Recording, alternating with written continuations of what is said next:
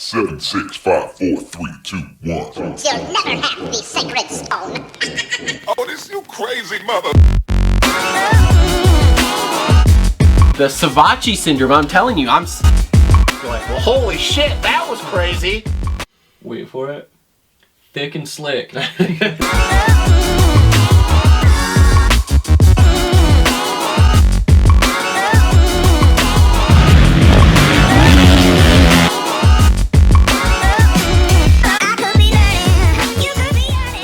Yo, what is up, everyone? Welcome back to another episode of the Moto Aftermath Show, episode number 204 here. I'm your host, Travis. We are in studio wrapping up all the action from round 2 of the 2022 Lucas Oil Pro Motocross Series Championship here. We're going to talk 250s and 450s. We are going to have a Holster Co. reload rant. And, yeah, we'll dive into probably some other stuff too here as far as the moto industry goes. Before we get started here, just want to thank the sponsors. First off, our presenting sponsors, Energy Fuel, best fucking drink out there. Keep yourself fueled, energized, and strong from start to finish. Pick yours up today at CoachRobStore.com. Also, Premier Custom Trailers. If you need a trailer, commercial or residential, Premier Custom Trailers has what you need. They work with the best manufacturers in the industry and specialize in all your trailer needs. Sales, service, parts, or rentals, they do it all. PremierCustomTrailers.com, located 5 minutes south of Kalamazoo on US 131 in Schoolcraft, Michigan. They put the custom in customer service. And our final presenting sponsor, TLR Coatings, Michigan's #1 custom powder coating shop. From two-tone wheels to motorcycle frames to small batch production jobs, TLR Coatings will powder coat anything metal the right way. If you're looking for some custom Cerakoting, they do that too. TLR Coatings, serving Southwest Michigan and the surrounding areas for over 5 years. Check them out at tlrcoatings.com or on all major social media networks at TLR Coatings.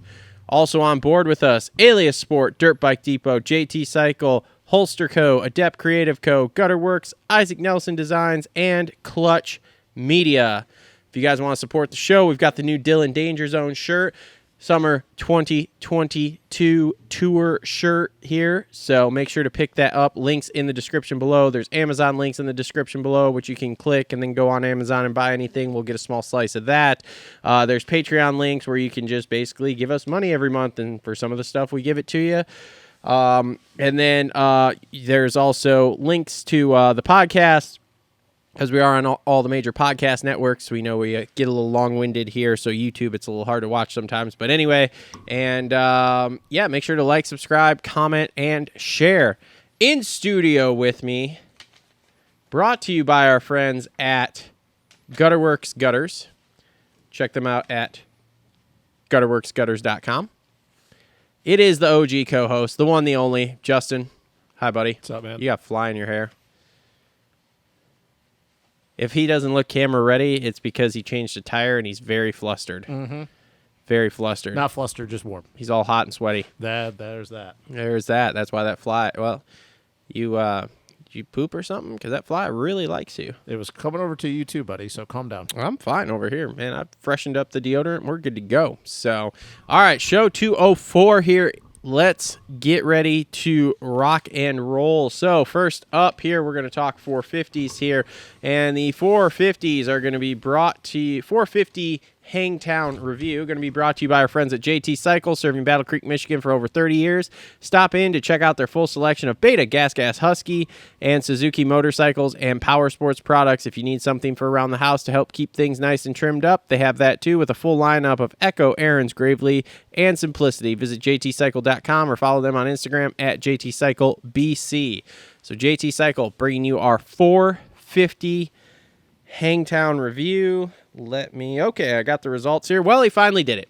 He did finally do it. Jason Anderson goes 1-3, takes the overall. He's a moto or an overall winner.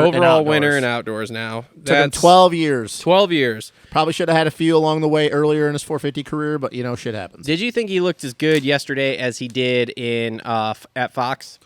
Yeah. Well, I mean, I think the first moto kind of bless you. Thank you. I think the first moto kind of proved that with the way he rode. Second moto, I think that he maybe gassed himself a little bit. I think that's why you didn't see as much of a push once he got around Kenny, and plus there was a little bit bigger gap. But yeah, I mean, I think the first moto kind of proved it. He was smart. He everybody pretty much knows what happens when Chase gets out front, whether it's outdoors or Supercross. Yeah. So far, through 4 motos, Chase has looked a little bit more in control than he did in Supercross. Year 3. But I think most people know, they kind of have an idea. He's kind of a ticking time bomb. Now, as we've gone through these 2 rounds, he's kind of pushed it back a little bit. He's not, it's a little bit more predictable. But I think what Jason did is he got into second. He knew Chase was going to put down some heaters. But Jason knows his cardio's good, his speed's good, and he's, I'm going to bide my time. I'm going to sit back here. I'm going to stay within 5-6 seconds striking distance. If he makes a mistake, I can capitalize on it. And if not, then I'm going to have to push. But I got it in the gas tank. And he did that, I think that he rode that first moto perfectly. I think that he was smart with his approach to it. He wasn't trying any of these crazy lines, although I was surprised that he was the first one to do that double into the right-hander after you come down the cambered straightaway. Yeah. 'Cause I was watching that practice, I'm like, dude, that's a cinch. Yeah. Like, I know that there's no transition from the landing to the corner, but I'm like, dude, you're not even carrying a lot of momentum to get over that anyway, so it's not like you're going to drive into the corner really hard. So I was shocked that he was the first one to really pull it off in the moto. But yeah, I think he rode that first moto perfectly. I think that if he rides like he did yesterday, the rest of the year, and obviously we know it's only 2 rounds, and he's 18 points back, but anything can happen. This is outdoors. I think that there's no reason not to believe that he can be he's not going to be the 2022 outdoor champion. As long as he doesn't have those moments like he did in Supercross. But once again, though, I think he kind of proved yesterday that... I don't agree with that at all. Why? I don't agree with that at all. Why? Because the 2-3 looks way better than what he did. I know he rode great the first round, and his results didn't show how great he rode. But yesterday... 2-3, though, didn't even win a moto yesterday. He went 1-1 at Paula, and then he went to Hangtown, a track that you don't get to ride all the time, and he rode great, obviously. Especially those late pushes in both motos. And we'll get to him in a second. But I don't really know how you can say that either, because he didn't even win a moto yesterday. And yes, he rode great in the process, and he still is the points leader by 12. Is 11 or 12 over Kenny? I think it's 12. But yesterday was more of what I think you're going to see from Chase all year long. And we have yet to see, through 4 motos, what Chase does with a bad start. Because let's be honest, he's not going to get starts like that all the year long. Now, Honda's got them outdoor starts dialed. Yeah, but once again, though, we kind of talked about this with last weekend, though. This is the West Coast stuff. Yeah. This happens every year. And then we trek east, where the dirt's a lot better. Now, the dirt was good yesterday, but it was more loamy with a packed base, whereas we go east, it's more tacky. This happens every year. And do I think that Chase's starts are automatically going to get shitty the moment we go east? No. But we have yet to see what he can do through the pack. We know what Jason can do coming through the pack. He can come through the pack. Yeah. He's been used to it a lot more in his lifetime than Chase. Give me a Chase at 10th place start and tell me and see what he does afterwards, and then I'll get back to you on where I think he'll be at the end of the year. Because I think that he's going to implode the moment he gets a bad start. Because there's no proof to tell me otherwise. He's had 4 great starts so far. And yes, you could say, well, that's part of riding motocross. It is. But you're not going to get starts all year long. He's not going to get 12 out of 12 starts or be within 1-2. It's just not going to happen. That doesn't happen. It doesn't even happen to Kenny. We know eventually Kenny's going to get a bad start. Tell me what Chase does when he gets a 10th place start and see what he does, because I don't think he gets on the box. I think that he has those Chase Sexton moments. Now, I think that he's a little bit more dialed in now that we've gone outdoors, and you say year 3, whatever you want to call it. But if I, through 2 rounds right now, was willing to wager a bet, which I don't bet, but if the hypothetical bet, It's because you're a pussy. my bet's on Jason Anderson. Because I know what he can do with a bad start, because I know he can come through the pack, and he proved yesterday that when he does get a start, he's the fastest dude on track. Because that first moto proved it. What happened the second moto, though? He got 3rd. What do you mean? It took him a while to get around Kenny. The moment he did, I think he realized that they were too far gone, and this is also a maturity thing. Kind of the same thing we saw in Supercross sometimes, where he's like, hey, I just don't have it. He knew that even if he pushed, he probably wasn't going to catch Eli and Chase. And I'm going to assume that, what is it? Is it Jason Montoya? Is that his mechanic's name? Yeah. Jason yeah. Montoya. He's also got a nickname, but I forgot what it is. Yeah, I can't remember either. He was probably telling him on the board, hey, dude, you don't need to go track these guys down, or at least attempt to get the overall. Yes, would it have been nice to get more points? Of course it would be. But I think that his mechanic was probably telling him, like, hey, you don't need to push to go further. So, yeah, that was the Jason Anderson that we've been waiting for for a very long time when it comes to outdoors. And I think you could even probably go back to 2019. Hell, you can even go back to what was it? Was it 2017 or 2018 when he was leading that moto at Glen Helen by like 20 seconds and Eli tracked him down with a lap to go? My point is this is Jason Anderson that we've all been waiting for, and I'm just more confident in Jason that he's going to be able to stick it out through the times that aren't working for him as to what is Sexton going to do the moment he gets a bad start. Because I'm not confident that he doesn't implode. We already know that Jason can work his way through the pack and do damage control. Chase, for all we know, can get a 20th place start, go to 5th, and then wad his brains out and not finish the moto. Look, I'm not saying he can't do it. Yeah. I'm not here to argue that point. Mm-hmm. What I'm here to argue is for it to be made up in my mind that, this is the guy this year. I'm not there either. Yeah. He's won one moto. Last weekend was not great. He got bad starts. He didn't come through the pack like he did yesterday. He rode great, but he still only made it. What did he get last week? I don't even remember. You got to remember, though, he was coming from outside the top 20, and he got top 10 both motos. That's okay. He was 4th the first moto. That's okay. Okay. You don't think Sexton can do the same No, thing? I don't, because I'm not. You don't think Sexton can come from outside the top 20 off the start to... No, because I don't think he can do it without crashing. There's a difference between do I think his speed is good enough. It's kind of the same thing with Jet Lawrence. We know that his speed is good enough, but what makes you believe that we're going to get you Jet, don't you worry. Yeah, there's a lot to talk about in the 250 class because that was a very up and down day yesterday.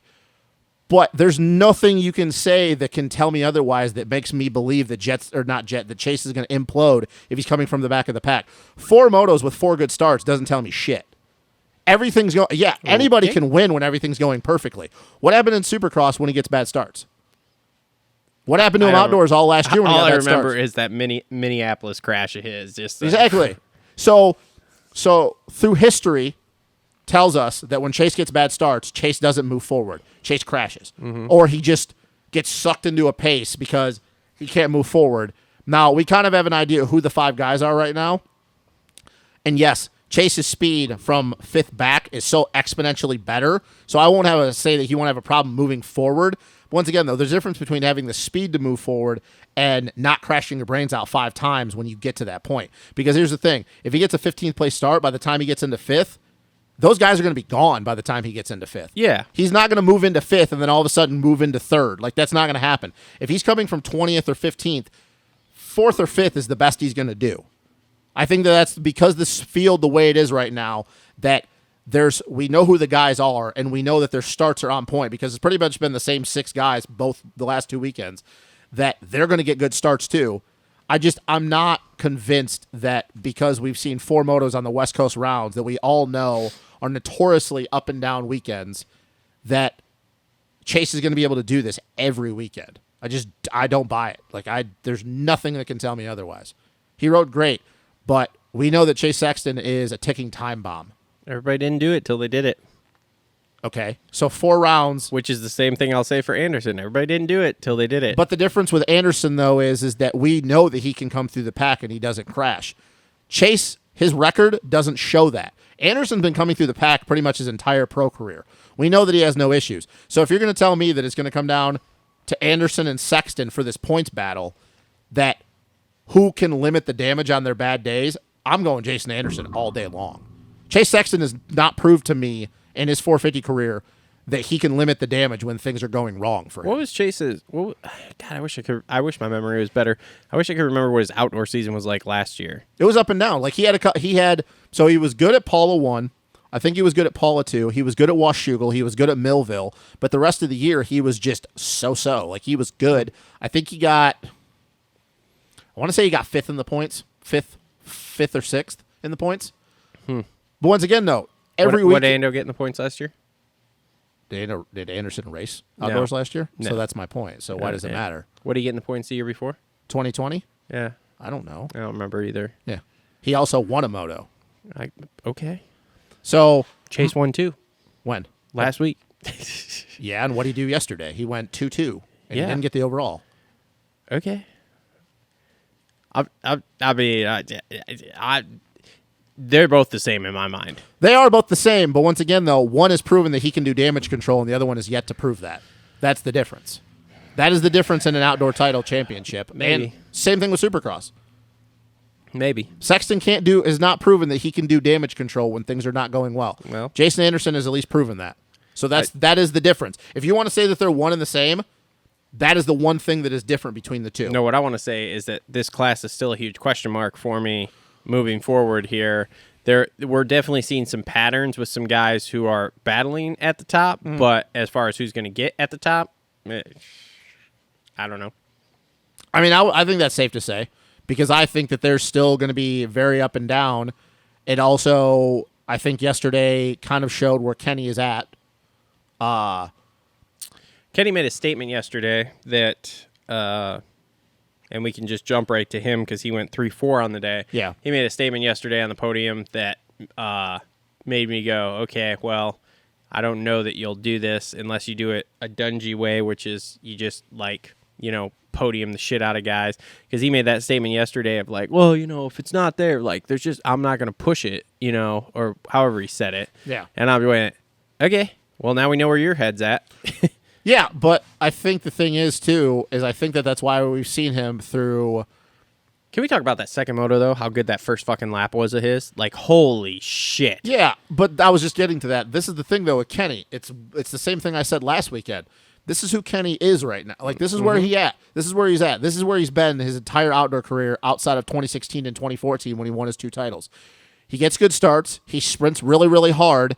And then he settles in outside of Unadilla, and then he starts dropping off the pace. And I think he knows that his cardio is not good enough anymore to run that pace for 35 minutes. So I think that's why he sprints like hell at the beginning of these motos, hoping that he can pull a big enough gap. But the problem is, though, is now we're at the point that, and take Tomac out of it, Dylan's not there. We have 2 guys that can run the same speed as him for those opening laps. Yes, he gets a 2-second gap, but the problem though is I think he's already used so much energy to get that lead in those 2-second gap that those guys, they instantly reel him in. So this is 4 straight motos now where Kenny has been behind second place or either been behind first or been behind second by over 20 plus seconds. Yeah. Dude, it's not going to get any better when we go east. No. And that was the second straight weekend where it has not been a hot weekend. I think it's supposed to be hot this weekend in Lakewood. I think it's supposed to be in the 90s. Sweet. So we're going to have a real good indication of where Kenny is cardio-wise. Mm-hmm. This is just what Kenny does these days. I think that I'm not going to go as far as to say that I think he is going to exit the series now. I think that he sticks it out, but he's got a real issue that right now I think he has only been second and third because he's been getting good starts. Mm-hmm. I think that when we go east, and I don't want to get ahead of myself, but I think that there's a few guys behind him that if he doesn't get a good start, that can beat him straight up.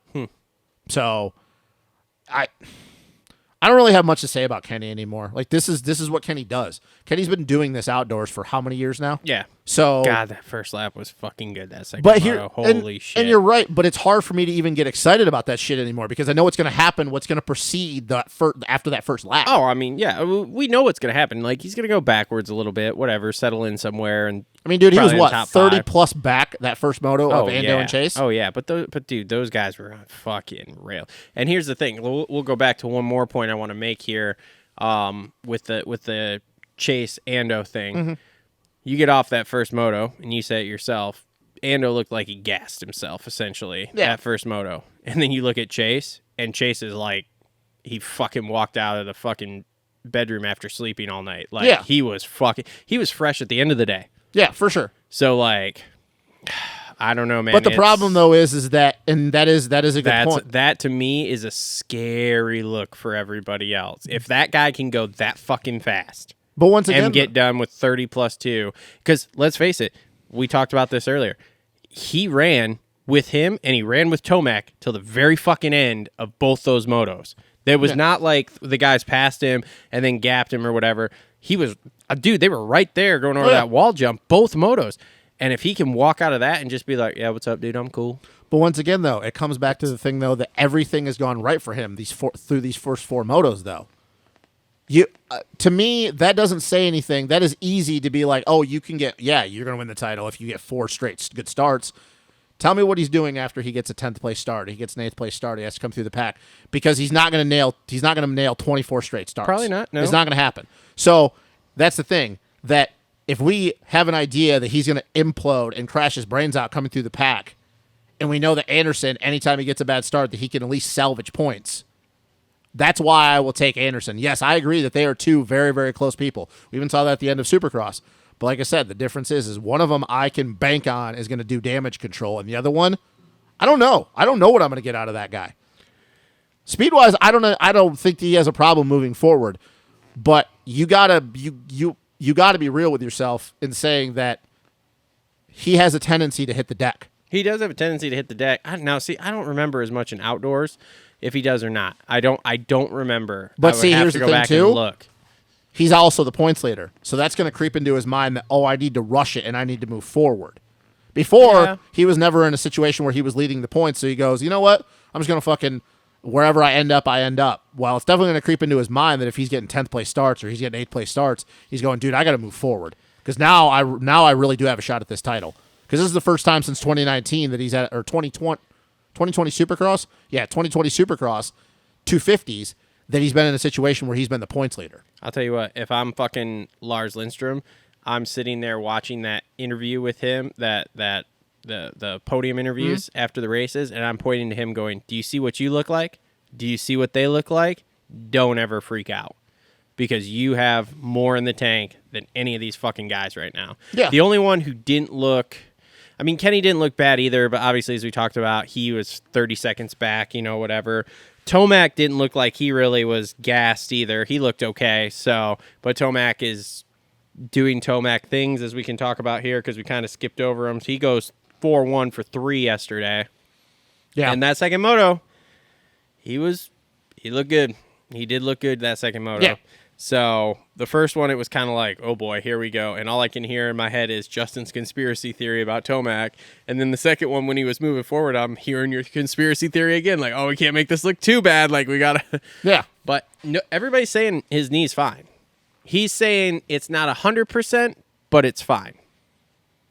It's just... I don't know. I'm still up in the air whether he's going to do the whole series or not. I still think that he's going to bow out. I still think that he's going to bow. He's going to leave after High Point because we're going to be in a 2-week break.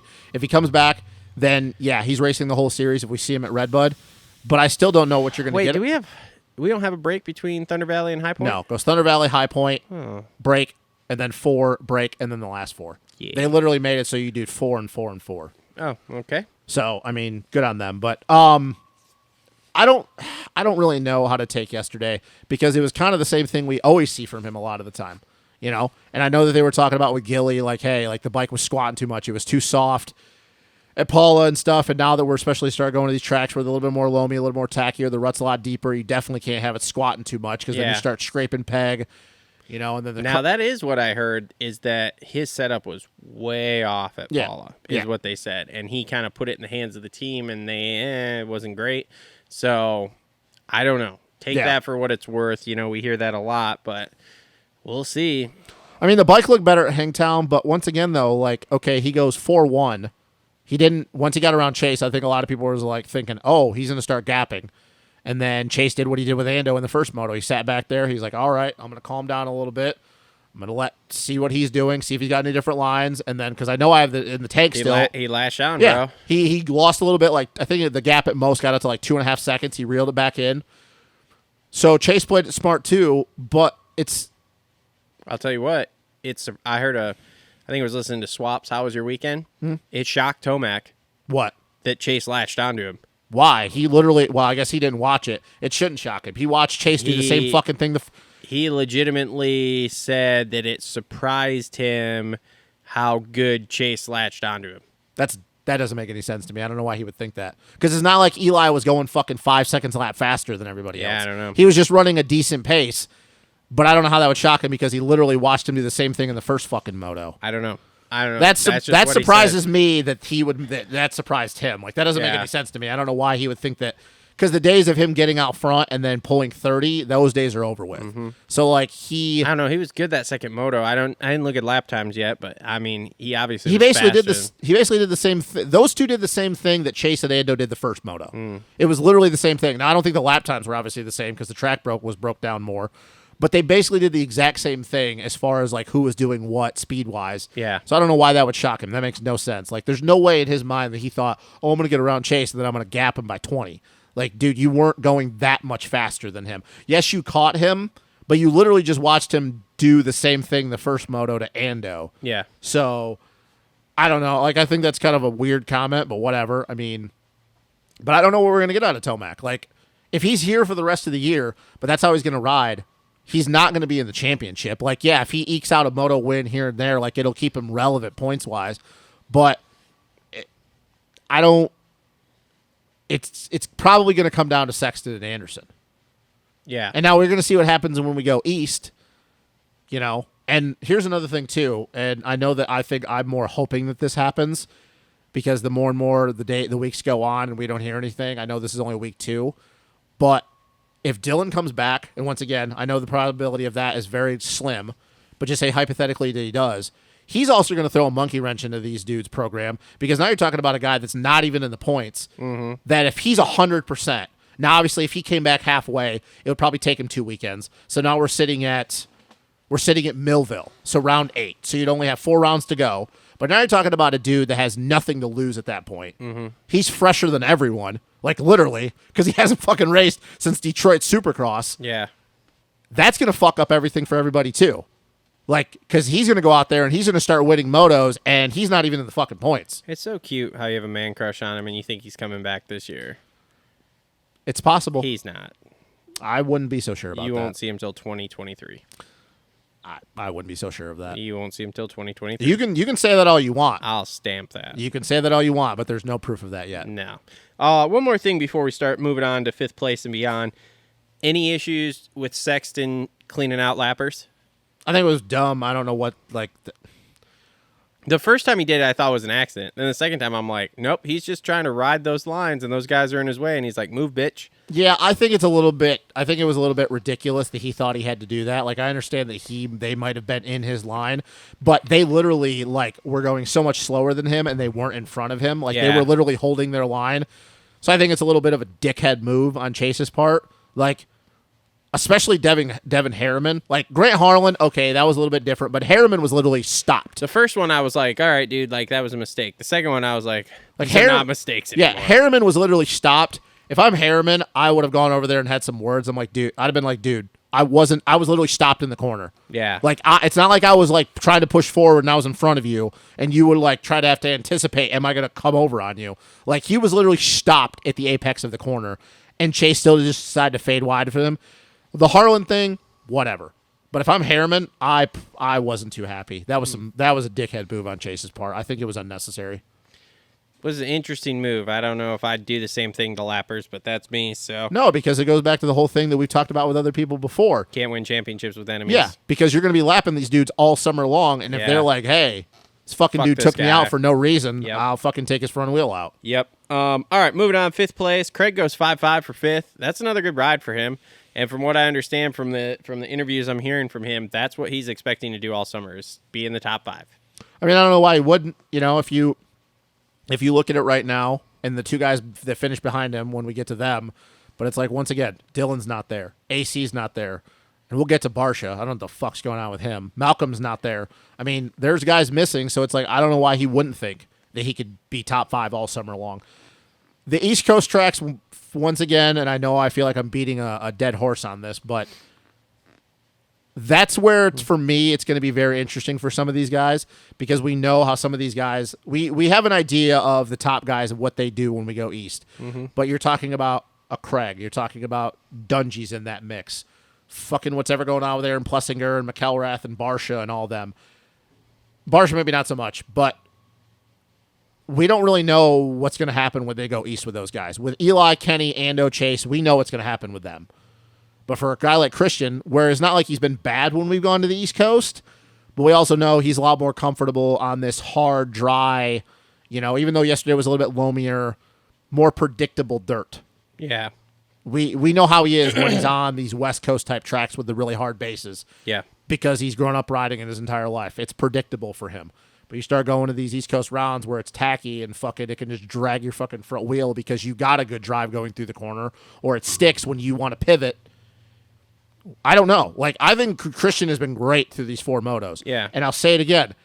We go to Thunder Valley and he does this again. I'm going to be like, okay, this is where he's going to be all year long. Because we know Thunder Valley this weekend is not going to be like it was at Hangtown and Paula, especially if it's 80, 90 degrees out. Yeah. I think Christian's been great, and I think this is where he should be with the guys that are not there or the guys that are still up and down through these first couple rounds. So, Yeah. I think he should be top 5. Yep. All right, moving on. 6th place, Caroli goes 7-6. So first off, let's just start with that holy, because that was glorious. It was. And then that fucking scrub was I just know. like, what the hell are you That was, doing? yeah, I mean, dude, I think he's That just was having intense, like camping. Did you, and it's funny because we talked about this on the show, the first show, the chassis. Did you hear his comments about the chassis? How it's way different. How it's way fucking stiffer. It didn't, and let's put it this way, it didn't look good again yesterday. No, and it's funny that we actually made the comments that we did about it from Paula because Yeah. so I feel we should get some props for that one because we Yeah. were like the first people to I mean, I don't know about the other shows, but I feel like we were the first people to really talk about that. Mm-hmm. And it was way stiffer. Now, yes, once again, because they're Worx bikes over there, and like I said, they have 10 different frames to choose from. Yeah. They can use gussets, they can take material out, whereas over here they have to use a production frame. But yeah, I mean, he looked better, but it's very obvious that once again, he is not in race shape. Mm-hmm. The start was good. The speed is still a little bit off, but it's not like really, really far off.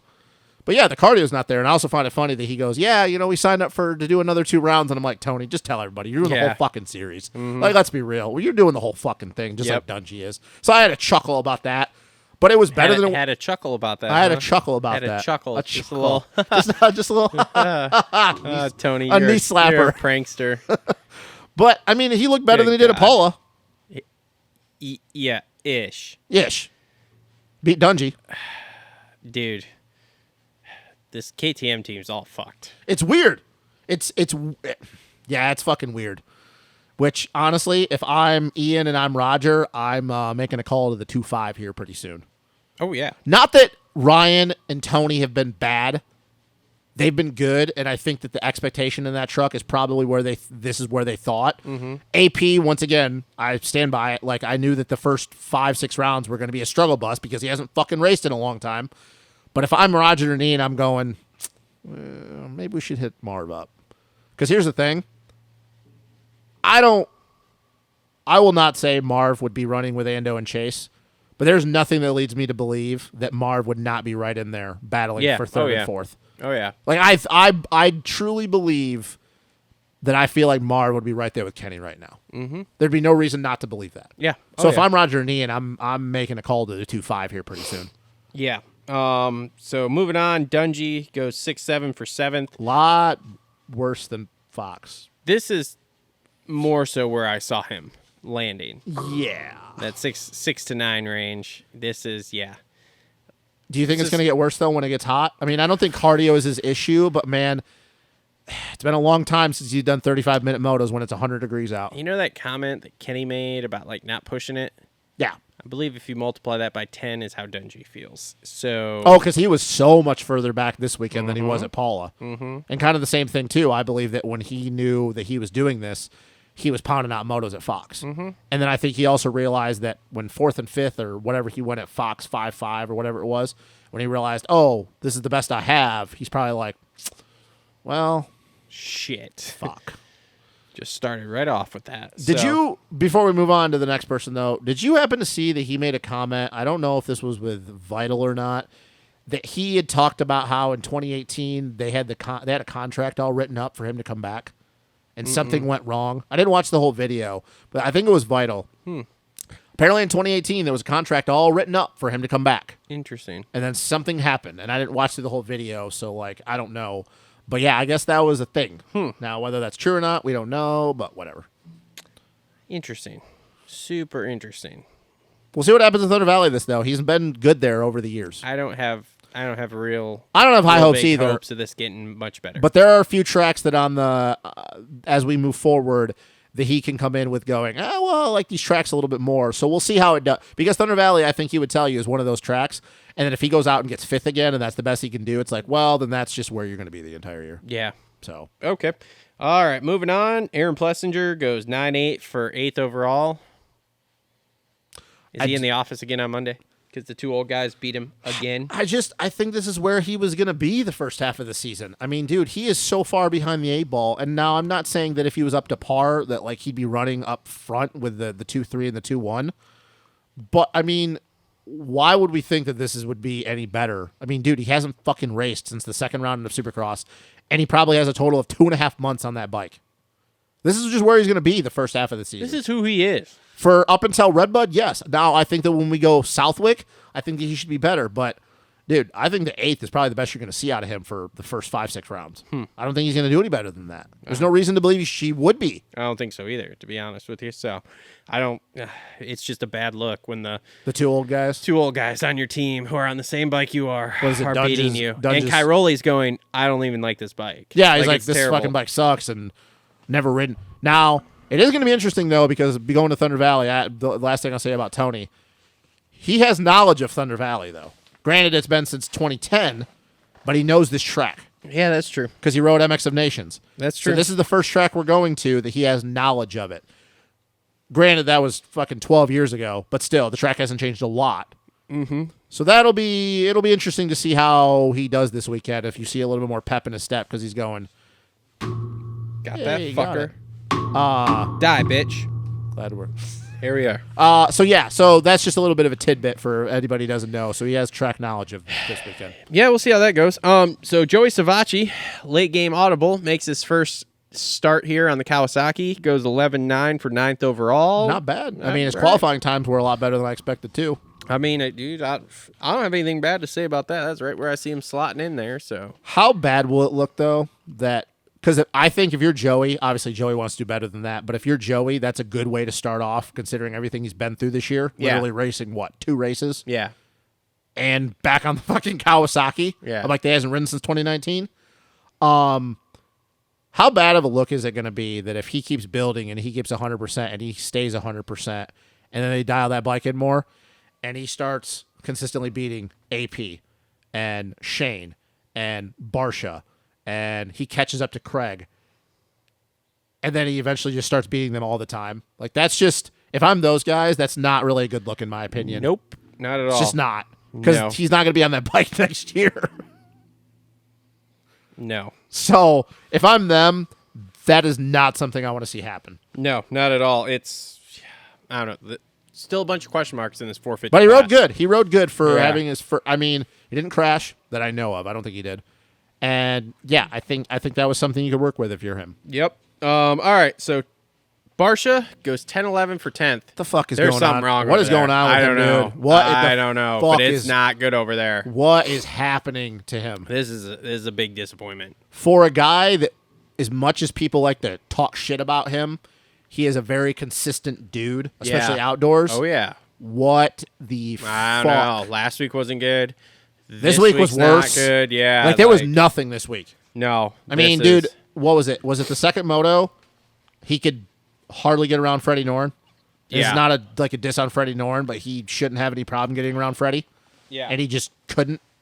Yep. What the fuck is happening? I don't know, man. But that Bam Bam on that gas is not going fast here. Yeah, it's weird to think about Barsha and saying the term consistent, but if you want to be honest with yourselves, he has been consistent pretty much his entire 450 career. 100%. And right now, this is not Not this is good. not a guy I've ever Not seen good. before. No. I can honestly say I've never seen this version of I was Justin gonna say, Barsha. usually when we start the series, especially either one, doesn't Yeah, matter. it When we doesn't start matter. the Yeah. series, he's usually very good. And he's good for about And to the then- halfway Yeah, point. and outdoors he's good. Yeah, till about halfway. So. I mean, dude, there's been nothing. Not even qualifying. There's No. been nothing. No. There's not been one lap that I've seen him put in where it's been like, okay, nope. something's Something's up. Over there. got to be going on. Something's smelling. We'll have to see if we can figure it out this week, but it's not good. No, it's not. not good. That is, and once, and see, this is the last thing I'll say about this. This is the problem when you're a factory team and you only have one 450 guy Uh-huh. because you have nothing else to nobody to look around and go, hey, what are we doing? Yep. You're the guy that everybody's fucking looking at. Mm-hmm. It's not good. It's Not good at all. Not good. Gas team didn't have a good day all day yesterday. No, all the way around. And we'll get no. to the other ones. We'll get to No. the 250 side. So, Yep. all right. Marchbanks goes 8-13 for 11th overall. That's pretty much where I see him slotting in. So that's Both of his first motos through the first 2 rounds have been good. I mean, top 10. I think he was 9th the first moto at Paula, if I remember correctly, maybe 10th. So, I mean, yeah, something like that. He's been floating right around that top 10. his first motos have been good. This in my mind is just it's fine. I think this is what it should be. But I feel like I'm repeating myself a lot. It's only been in the 70s for the first 2 rounds. Yeah, oh yeah. So, yeah. Yeah, we'll see when we get hot. It's probably going to go real bad. Yeah. So, Fast Freddy goes 14-10 for 12. I'm that Butler Brothers KTM. Yeah, that BBMX. Yeah, whatever. Yeah, fucking whatever. A-Mark goes 13-12 for 13. Yeah, kind of where we thought he would be. Shane goes 12-14 for 14. Was a Okay. lot further off the pace yesterday. Yeah. Mm-hmm. I don't know what that was, but Wasn't Fox Raceway. That's what that was. No. All right, let me skip through here, see if there's anybody else. Marshall Welton had a good day. Marshall Welton, Michigan's own. He did have a good day. 16-15 Good for him. 15th. That's On kind good of his for own him. deal. Yep. Let's see here. Anybody else? No privateers really stepped out. I mean, Harlan had a good second moto. Bogle 37 DNS. What the fuck? It's not good there. That you want to talk about not good? It's Yeah. not good. We might see him retire before the outdoor season's over. Well, we'll see him retire only until we get to World Supercross, and then he's going to go ride World Supercross. Maybe. Friend of the show, Scott Meshy, goes 39-40. He had a rough day. He had to go through the LCQ. Yeah, I don't know what's wrong. I asked him. He did not respond. So Yeah, I don't know. He even had to go in through the LCQ, which is not something Scott has been used to for a while. yeah, He won the LCQ, but yeah, I mean, yeah, I don't know what's going on with him yesterday either. One guy I do feel bad for though is Josh Gilbert. That was the last one I was going to talk about here. Privately. What a shitty Dude, start to that the day was there. that was bad. Yeah, that was he bad. KO'd himself. Yep, and fucked my fantasy into oblivion. Yeah, well, I mean, you also decided to pick Shut up. Felix Shut Lopez, and he's in Canada. Shut up. It's fine. It's fine. Yeah, I mean, it is really weird to think about, though, that the way this 450 class is, because it's kind of the same way it was last year. Super strong till about 9th, and then it's just like all over the place. Yeah. And the reason why I say that, too, is even though this guy is all over the place, Freddie Norton's teammate, Benny Bloss, solid at Fox. Don't know what he was doing yesterday at Hangtown. Mm-hmm. Don't have any idea what he was doing yesterday at Hangtown. It'll probably switch next weekend. Yeah, it probably will. So, yeah, I mean, everybody talked about how crazy the end of the year was last year for privateers. Mm-hmm. I feel like it's going to be the same freaking thing this year. Oh, yeah. I mean, dude, especially when we start going to the East Coast where the privateers, the depth of the privateer talent is a lot more, you know, because we still have guys like John Short, I think, are coming back. Jeremy Hand when we go to the East Coast. Ben LeMay, I think, will show up at some point. Yeah. And I guess before we even get into it, because there's really nobody else to talk about, Kev still plans on making his entrance into the series this weekend, right? My plan is to talk to him this week and make sure, but yes. He just finished the race bike yesterday. If he's in, what are we expecting? I don't know. Okay. I got to talk to him. I haven't talked to him in like a couple 3 weeks, so I don't know at this point because I don't know what he's been doing for training. Yeah. I'm not sure. Yeah. Hopefully he can be top 20 and get some points. We'll see. There's nothing we're going to be able to do but drop the gate and see what happens. Yeah, so. right. All right, anything else with 450s here before we take a quick break and then Not really. Okay, cool. We're going to take a quick break. We will come back with 250s here in just a second. All right, and we're back. 250 class action. 250 class brought to you by our friends at the Dirt Bike Depot. If you need some new moto gear but don't want to pay those expensive retail prices, shop the Dirt Bike Depot for all your moto gear needs. Gear sets, boots, helmets, goggles, and more. They specialize in athlete-only boots as well as tons of other items that you can't buy in stores. Follow them on Instagram at Dirt Bike Depot and DM them with any questions you may have. So Dirt Bike Depot bringing you our 250 review here from Hangtown. So, let's just start with 23-1. No, hell no. Come on, man. No, bro. Okay, Because look. so where I was, we still have a lot of questions. I think in the 450 class, we kind of have an idea. But yesterday, I don't know about you, but I actually had more of my questions answered in some of the 250 stuff. Okay. As far as where I think guys should be. All right. But I don't want to jump too far ahead and start because I know we're gonna have a list. But no, yesterday, so Brock Glover was in the booth, and I know that they have to say certain things. And I know that our eyes would tell us one thing, but I think that yesterday there was no part of me that did not believe Jet wasn't sick. It was very visibly obvious that he was sick. He's laying on his handlebars for the second moto. But I think that was a little bit too... I think it was a little bit too blown out of proportion that was going to affect his riding because we don't know what it was. Because... to me, it looked like he was dealing with a stomach bug. Because you could kind of tell he was... Okay, so here's the thing. I would assume you as well. We've all, at some point in our lives, have done something physically active when we have felt sick. Yes. And I imagine you have as well, because like I said, most people have. I've done it when it's been a fever and stomach. Mm-hmm. Stomach sucks.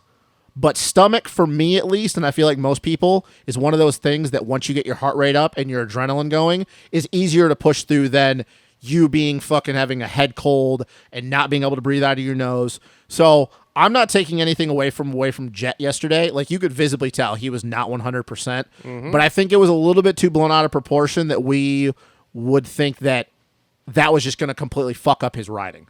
Because he still rode the same as he normally would. Bro, not 100% Jet still puts beat down on those boys that second moto. He didn't put the beat down on him. He won. He didn't win by a mile. Cooper was right there. There's a difference. Take Jet's penis out of your mouth. That was not a beat down. Cooper was there the whole time, and Joe would have caught him had he not crashed. He kind of was. No. Kind of was. What was... Really? What was the gap? Guess what? What was the gap? Guess what? He's the only one out of those top four that did not fucking crash yesterday. No, but he didn't also... He's not 100%. He can't fucking see straight, and he I don't believe that. and he didn't fucking crash. I don't believe that. That's bullshit. Justin Cooper cross ruts goes off the track. Fucking Schmoda. No, and I'm Hunter talking about the both seeing tip over. straight part. I don't know where that... It's fine. It's fine, dude. It's cool. You can be a non-believer. When we get to the end of the season here and we've won at least the 20, if not more motos than I called at the beginning of the year, No. then I'm just going to rub your fucking dick in the dirt, dude. No, because he would have not won that moto had Joe not gone down. Joe was going a second and a half faster than Jet was coming through the pack. If he wasn't sick, he'd have won by 40 seconds Yeah, I both don't believe motos that. yesterday. I don't believe that at all either. So, No. all right. You cannot Look, believe dude, you call me a eyes- Dylan Homer. You are blind when it comes to Jet. You are blind. Dylan's an old man. Dylan is also a how many Jet's the championships? future. Jet's the future. Yeah, okay. He's not even in the 450 class yet. He's not even in the 450 class yet. Generational talent. Yeah, sure. Okay. Generational talent. Sure.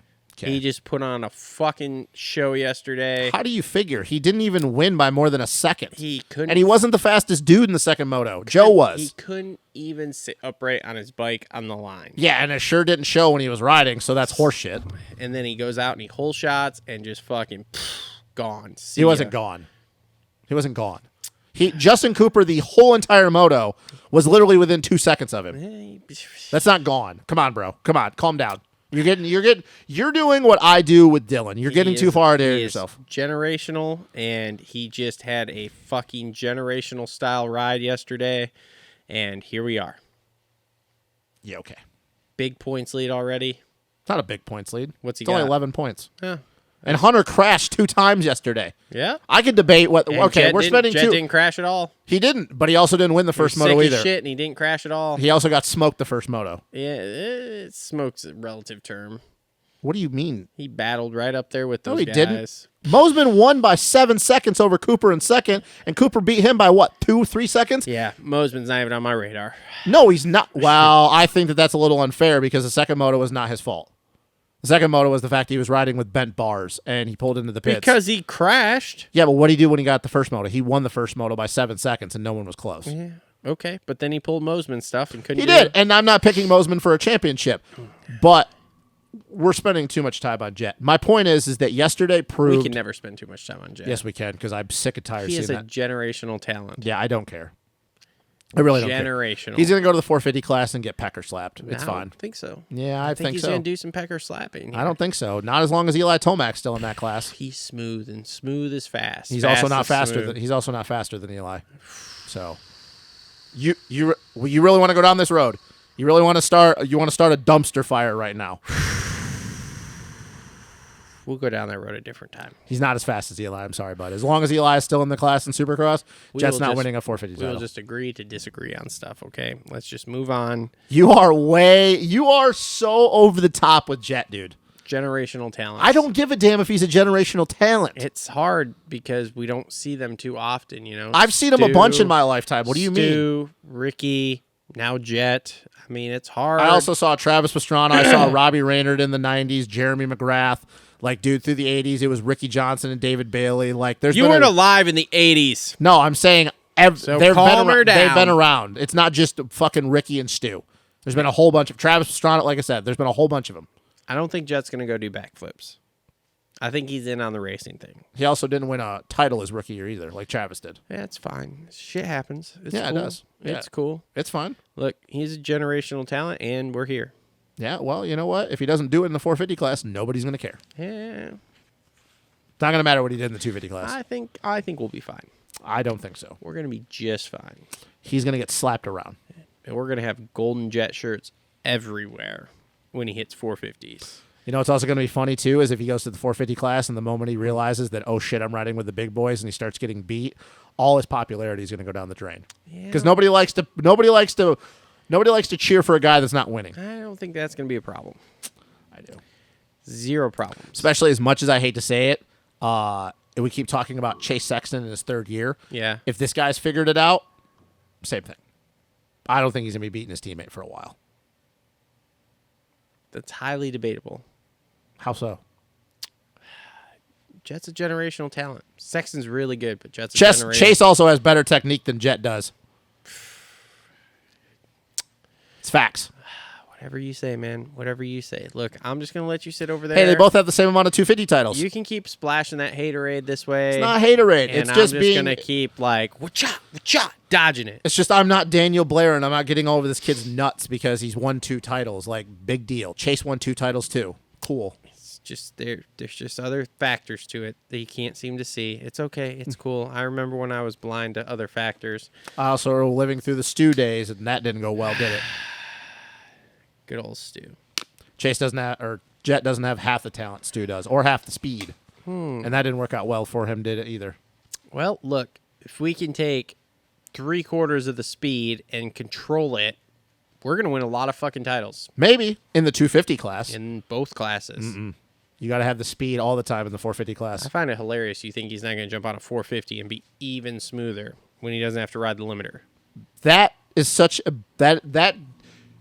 that comment, that argument that guys, just because they're smooth on a 250, they're going to get on a 450. I actually find it hilarious because every single dude that moves the 450 And I've never said that.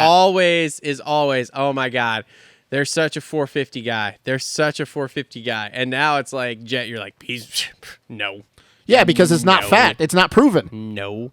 Neither are any of these other guys. Adam Cianciarillo. Neither are any of these other guys. Adam Cianciarillo. What about him? What did everybody say when he got off a 250? Holy shit, it's going to smooth him out when he gets to the 450 because he doesn't have to ride as hard. How's that going for you? Yeah, but Jet's, we're not smoothing him out. He's smooth already. Yeah, but you think that because he's smooth on a 250, that just because he goes to a 450, that's going to make him even better? That's not how that works. So is Jet like the one guy that you don't think is going to be? I don't think I have have never said guys on a 250 they're going to be better on a 450. It's going to smooth them out. I look at what is their technique and how do they go about races. That's why I never thought that Adam was going to go to a 450 and all of a sudden he was going to be smoother. Chase, same thing. Chase has now finally proved it, like calming down a little bit. Chase arguably has the best technique of anybody riding a dirt bike in the world. And how much does he crash in Supercross? Okay. Jet has more talent than Chase does, but Jet's technique is not better than Chase's. And Chase crashes all the time on the 450. What I think is going to happen is the same thing as it's going to happen to Chase. It's the same thing that happened to AC, and it's the same thing that happened to Stu. Jet's going to get on that 450, and he's going to think, I have all this talent in the world, and I control that 250, and now I have even more power to straighten out, and then he's going to rely on it too much.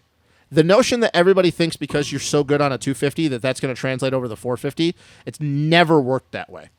Everybody, the only person I've ever seen that went straight from a 250 to a 450 that didn't have problems right away was Ken Roczen.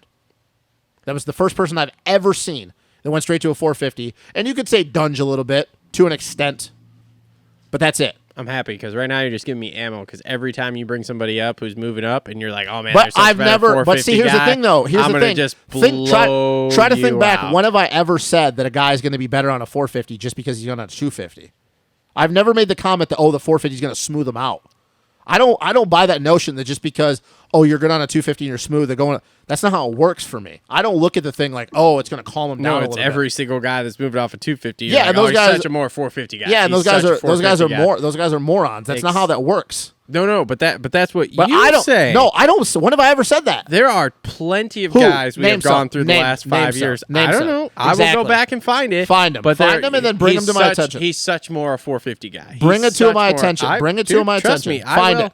When Don't- you find it, don't you worry. find I will. it. Hey, Okay, look, it's going to take a lot of footage because you're not going to find it. It is not going to be that hard. It's going to be because I could not think of one person off the top of my head that Actually, I've ever you know said. what? I'll give you one. Colt Nichols. When have I ever said that he's going to be great on a 4? You're thinking of Cole saying that. No, you said he's going to be good on a 450. He'll be good on a 450, but I've never uttered the words it's going to smooth him out because he's on a 450. Okay, but now you're There's a difference. I don't There's even a know. difference. Why are It's we the- talking about smoothing him out? I didn't even say it was going to smooth him out.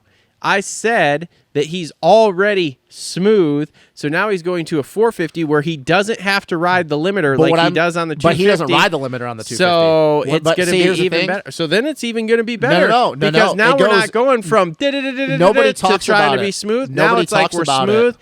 And we got on a bike that we're supposed to be smooth on. Nobody It's talks gonna about be it. even better. Nobody talks about the fact that can go in reverse. Nobody ever talks about the fact that can go in reverse. AC is the perfect example. Everybody thought that he was going to get on that 450, and because he was so good on the 250, and then he didn't have to ride so fucking hard, Look, that it was going to calm him down. Where's my therapist couch here? Because we need to do some therapy here. Why do you hate Jet? I don't hate Jet. What I is hate with the people What that is with all the It's not the hate. hatefulness It's for not Jet? it's not hate for Jet. It's hate that everybody pumps this kid so much when all he's done is won 250 titles, and then they act like, he's going to get into the 450 class and he's going to annihilate, he's going to do this and that. But there's a reason why that doesn't happen. The only person that has ever gone to the 450 class and won right away, outside of Ricky Carmichael, was Ryan Dungey and Ken Roczen. Dungey was different because he still wasn't going to win that 2010 title had RV not hurt himself. And Kenny was different in 14 because the only person he was racing was Ryan Dungey. And at that point, I don't think Ryan really cared about racing outdoors anymore. He raced RV in 14. No, he didn't. He didn't race. I'm talking about outdoors. He won a title. Okay. So it doesn't always happen that way. Look back through all the greats in history, and Ricky's not in the conversation because that's just, and he was riding 252 strokes before 450s. It doesn't work that way. The chances of Jet, because he is so good, of going straight into the 450 class and beating guys like Eli and a third, at this point he'd be a fourth year if he goes next year, Chase Sexton, Jason Anderson, who looks better than ever, Dylan Ferrandis outdoors at least, and then also if Kenny's still in there, all these different dudes. It's so unlikely. It is so unlikely. Jet is really fucking good, but what will every person tell you? It's one thing to be good in the 250s, and then you get into the and AC, your boy, a guy that you supported way before Jet Lawrence. What has happened to him in his 450 career since he's gone in? About the same thing that happened in his 250 career, to be honest. But yet he doesn't have the title. He had the one title outdoors in 250s, Yeah. and now he's never even sniffed an outdoor title or a title. Yeah. Okay. And arguably, you could say that the difference with AC was he's having even more hyper on him than Jet did. Because the difference with AC and Jet is AC was hyped his entire amateur career. Yeah. Whereas Jet, we didn't even really start talking about until he went to A class over here. So that's the thing is, I'm getting to the point that I'm just getting annoyed every time Jet races or does something because people act like it's never been done before. It's annoying. It's been done so many fucking times. James Stewart literally did everything Jet's doing his entire 125 career, I guess you could say. So why should I be impressed by what Jet's doing? So much resentment. It's not resentment. It's annoyance that this media and Weege likes to get up there and say, why is there so much hate for the Lawrence brothers? Like, everybody talks about them and then they're backing it up. Okay, they are backing it up. Yes, I will not. There's no way around that. But we're acting like these two are doing something that we've never seen before. We've fucking seen this shit all the time. Tell me what they do when they get to the 450 class. Because once they get to the 450 class and they're doing it, then we can have this conversation. But what happens, hypothetically, if Jet goes into the 450 class and he's just another dude? So we shouldn't hype anybody anymore? Not coming out of the 250 class. No. Not this earlier in their career. Because Jet has won 2 titles. Okay? So we don't hype anyone until after they've raced 450. Yes, I think that's a smart idea because then you start putting all this pressure on them and then they don't live up to it. So we shouldn't even talk about the 250s then. No, that's not what I'm saying. I'm saying is we need to stop hyping these kids up because it doesn't matter what they do in their 250 career. It matters what they do when they get into their 450 career. They can win titles, and that's a stepping stone to the 450 classes, which this 250 class was supposed to be all these years ago. But like I said, hypothetically, what happens if Jet goes to the 450 class? And this is the last thing I'm going to say in this because we're not talking about anybody else. We need to move on. Jet goes to the 450 class, and he doesn't do anything his 450 career. He's just another dude. Then what? I mean, we'll find out. Okay, but that's my thing, though. Is everybody going to be like, oh, my God, he's not as good as everybody thought he was? No, he was really fucking good. It's just you guys put way too much hype on it. Then it's going to be exactly the same thing like AC, man. Like, well, that was a bummer. That didn't work. And then you will see why I don't buy into hype with 250 guys. I mean, we've seen it all before. We've seen it work, and we've seen it not work. But it's been a long time since we've seen it actually work, though. Somebody just did a story on it about 250 guys that never won a 450 title or something. I think it was Chris. Yeah. So I mean, dude, if it happens that way, okay. But are you going to look back on his career and say, "Oh my God, I guess he just wasn't as good"? No, that's what I will do differently. I won't go back and say, "Oh, he wasn't as good as we all thought." He was really, really good. It's just there's a difference when you're riding the 250 class with a bunch of kids, which Jet is a kid, and then you go into the 450 class with dudes that have been doing this for fucking 8+ years that know how to manage series and know when to push and know when to settle in and then know how to win championships. Yeah, maybe. Okay, so are you going to, if Jet never wins a 450 title, are you going to be like, oh my God, I guess he wasn't as good as I thought? That's why I don't hype 250 kids up. I'm just going to be like, well, I guess that floundered out. But it didn't. But see, that's the thing, though. I don't think it did, though. It's kind of like with the AC thing here. It's like, well, that just didn't work. Which also makes everything I ever said about AC look real good. Because he hasn't proven a damn thing yet. You were not wrong about that one. Which is, once again, though, why I'm not buying into the Jet thing. See, but do you see what I'm trying to say, though? I mean, I guess. That's why I'm not buying into the Jet thing, because what did everybody say? Oh, my God, AC is so fast. He's going to go in, put all those fast laps in Supercross, fastest qualifier outdoors, and then what happened? Nothing has happened. It's not like AC has had a bad career. He's had shining moments, but he has yet to do anything. That's why I can't buy into this Jet thing, because, like I said, the same thing could happen to Jet. He could go in at the 450, be super fucking fast, and then never win a goddamn thing. So we just aren't talking about 250s anymore. Got it. It's not that I don't want to talk about 250s. I just hate when all this hype is around these kids that they act like, oh, they should do this all the time. Like I said, Jet could go to the 450 class and do nothing. He could go in and dominate, but he could also do nothing. Mm-hmm. And that's why I don't like to hype up 250 guys. He's too young. He's what, 3 years into his career and he's fucking turning 19? He could turn 21 and just gas out. Yep.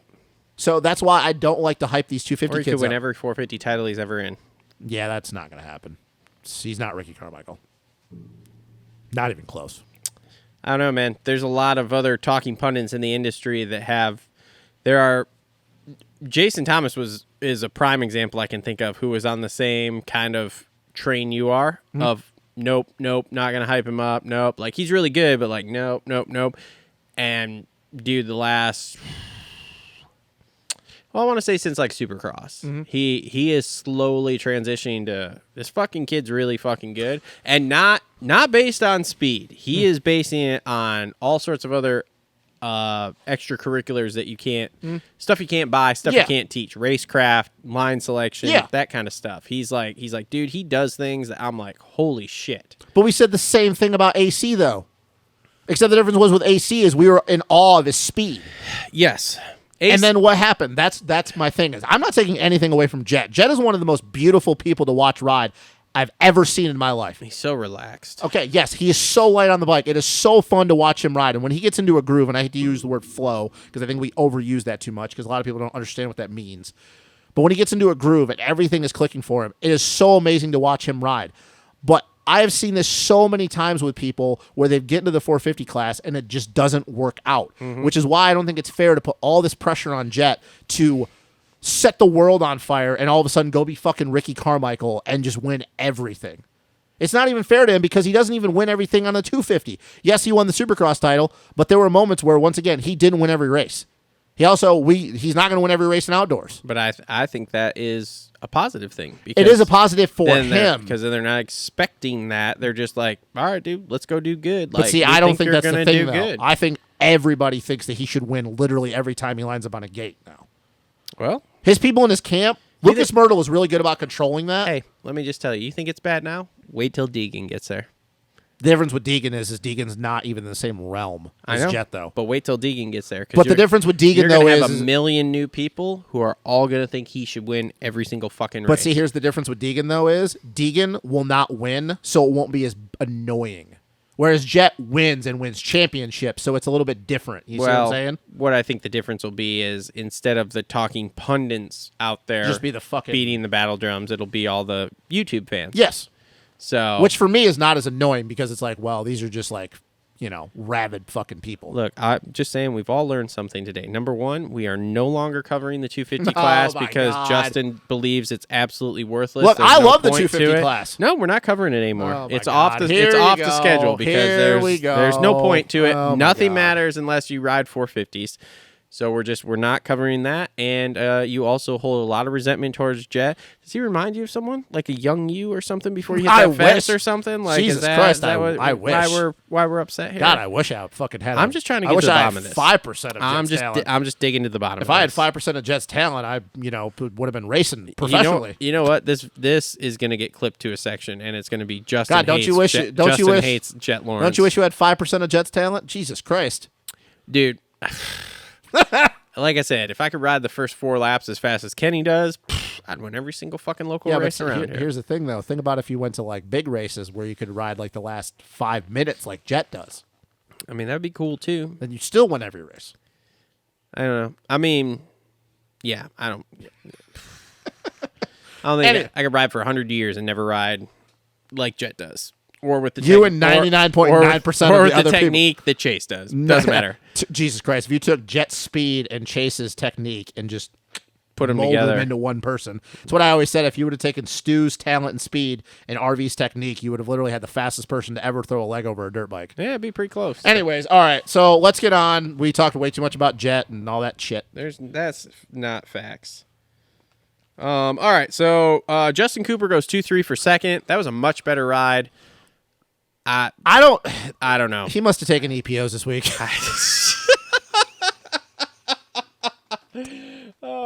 Justin Cooper takes steroids. Clickbait. Clickbait. Here we go. Oh, I'm sorry, man. Like, that was the first thing I was thinking, and I was like, wow, you really got some injections this week. Because I'm sorry, dude.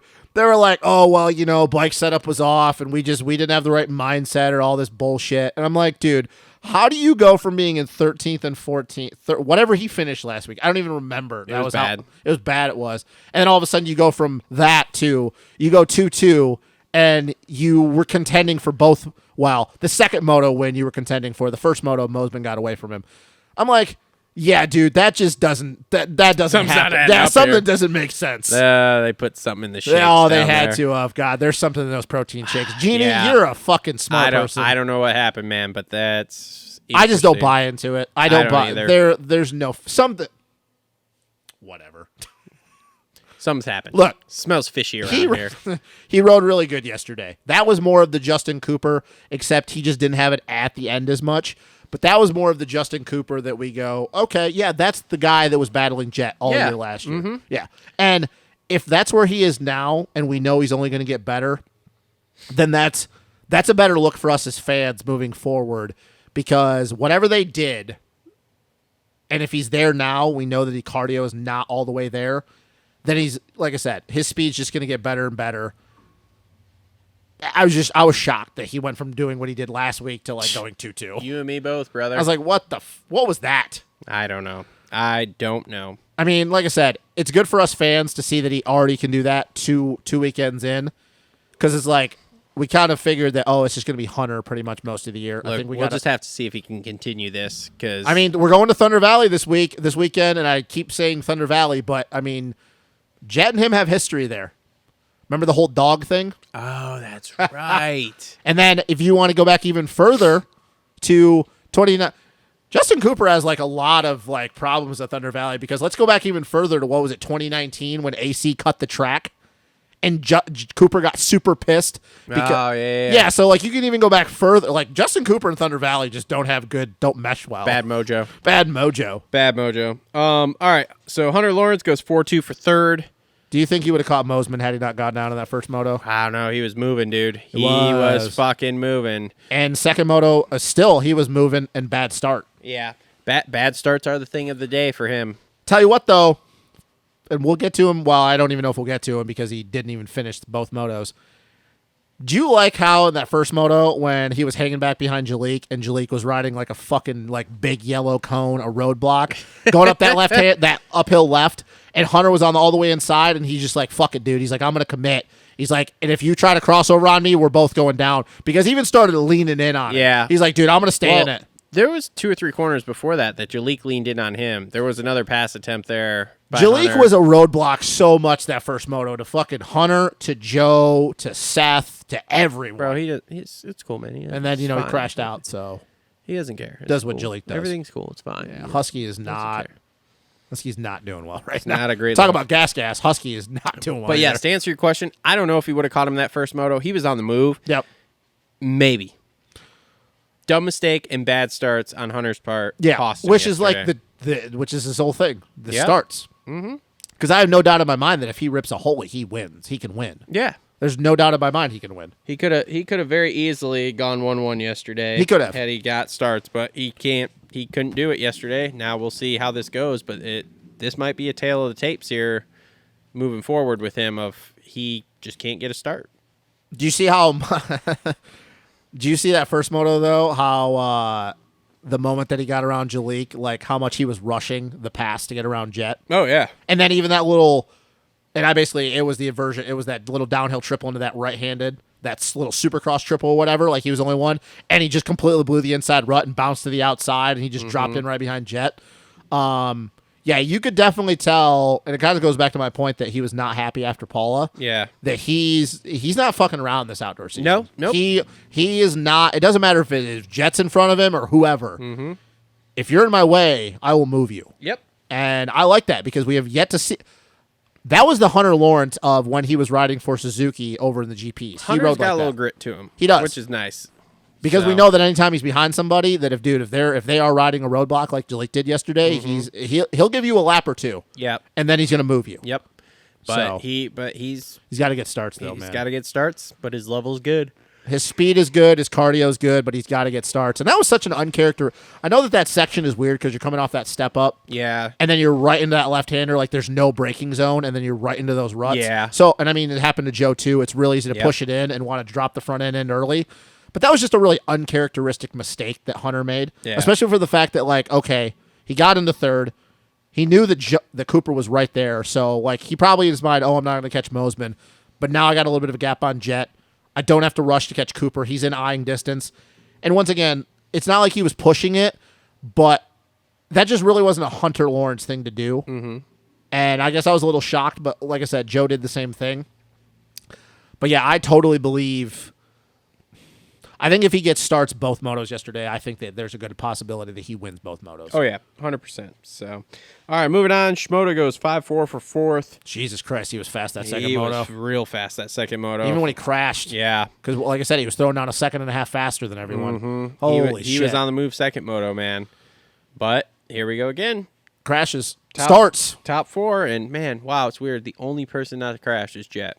Here's fucking weird. Here's the crazy thing about Joe. Golden Jet. Is Golden Jet. I think that if he gets a start, kind of like with Hunter, he can win.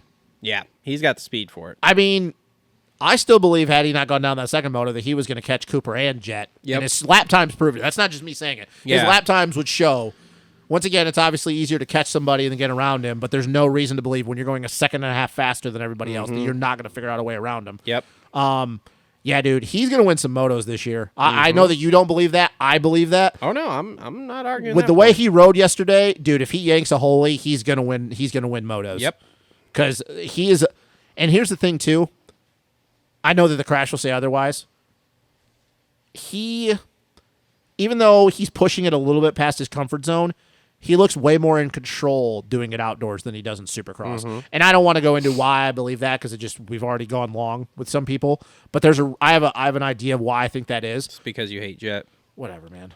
But You racist bastard. he's Australian. And you're Korean, so here we are. You hate fucking white people. Oh my God. Anyways, I hang out with you all the time. You fit right in America. I know, right? Well, yeah, never mind. But no, it's refreshing because we kind of had an idea that it's going to be Jet and Hunter, and then when Cooper gets his shit together, I think Joe's kind of proving us wrong on that. He's going to be in the mix all year. Which once again, though, the only person that's happy about all of this is fucking Lucas Myrtle. Well, and speaking of Lucas Myrtle, his other guy goes 7.5 for 5th. Maximus Volan. A lot better. A lot better. A lot better, but Was it just a Hangtown thing? I think it was a Hangtown. I don't know. We'll see. I think it was a Hangtown thing. We'll see. He was feeling spicy all day long, even in practice. Like his qualifying times weren't great because I Yeah. think he qualified like P12, P12, 13. Yeah. But he was feeling spicy all day because he was doing stuff like he was hopping through some sections with the braking bumps. It's like, okay, you could tell that he was a lot more relaxed going into this weekend. Yeah. And I almost feel like it was one of those things, even though he's done so many laps at Paula, because the way Supercross ended, he's like, dude, I just need to make it through a weekend. So maybe he was in kind of his own head at Paula because he still got 10th overall, I think. Yeah. So, like, not bad, but not great. I think it might have been in his own head Maybe. at Paula. But once again, you were talking about two tracks that he spun fucking A million a laps. million laps on. Well, hey, starting next week, we're going to tracks he hasn't. We'll find out how it's going to go. Yeah, because I don't remember how he did at Thunder Valley last year. I don't think either. I don't think he adapted well to the elevation. I think he was struggling like most people do. Yeah, I don't know. I don't remember either, but here's what I'll tell you. We're going to find out, and he is still a big question mark to me. How crazy will it be? And I totally forgot about Max being another one of Myrtle's guys. How crazy will it be at some point that if all four of his guys go 1, 2, 3, 4? That'd be awesome. I mean, I don't think that because Max, like, that's going to be hard. But yeah, how crazy would it be that if some point all four of his guys, no matter who it is, 1, 2, 3, 4 in the overall? Be fantastic. Myrtle for president. Dude, that fucking guy. That fucking guy. God. All right. Moving on. Your boy Kitchen. Fucking good ride yesterday. Dude, six for 6th here. He's got to get a start, He dude. does. At What some do you think he point. does with a start? I don't know. Because he can come through the pack. He's coming through, and he's fast when he comes through. So we Do you didn't get think to he can- watch him a lot do you- yesterday. Do you but, think if he gets a start, you can think he can run towards the third place? Yeah, I would not count him off the box if he gets a start. I mean, dude, anytime we see him, though, he's so fun to watch ride. He's riding 'Cause a million miles an hour. He's one of those dudes that, like, everybody likes to talk about, they like to use their leverage because of their Yeah. height. He is one of those dudes that is working from the hips down all the time. All the time. And it's fun. It's so fun to watch him. But just, once again, get a fucking start, Levi. Your bike's fucking 90 horsepower. yeah. And you're like only 155 pounds. Yes. Like, get a start. Hopefully. God. At some point. We'll see. We'll get to see him at a couple races here, so we'll see what really. Well, once again, hopefully he doesn't get race gas on his nuts. Yeah, that's a big hope. All right. Haymaker goes 8.8 for 7th. It was all right. I mean, the first moto, second moto, he got a bad start. And the first moto, I think that he was just a product of that Jalik roadblock that it was. And then I think that the moment, I almost forgot. Like, Jalik and Seth came together off that fucking wall jump. Yeah. And then, Joe had already gotten around both of them at the time, but that cost Seth a little bit because he just had to kind of recover and probably slow his brain down a little bit that Jalik tried to kill him. Yep. And then the second moto, I think he got a terrible start. But I think his speed will be good. For me with Seth I just want to see him make it to the break. The beginning of the fade here. I don't think so, man. I don't think so because like the fade with EBV would be a lot worse than that. Well, if the EBV was flaring up, and once again, it hasn't been warm. Mm-hmm. But I just want to see him make it to the break. Make it to the break and then make it to Redbud. And then I'll know that he'll be in for the entire series unless something crazy and he gets hurt. Yeah. If we go to these next 2 rounds, which I'm going to assume if it's 85 degrees this weekend, and then it's probably going to be in the 90s by the time I go to High Point in the middle of June. If he can make it through there and be in the top 10, then I know that it's just Hayes racing himself into shape. Because once again, crazy statistic, got to remember, he's only raced 5 of these things, which is a wild thing to think about, that he's only raced 5 nationals.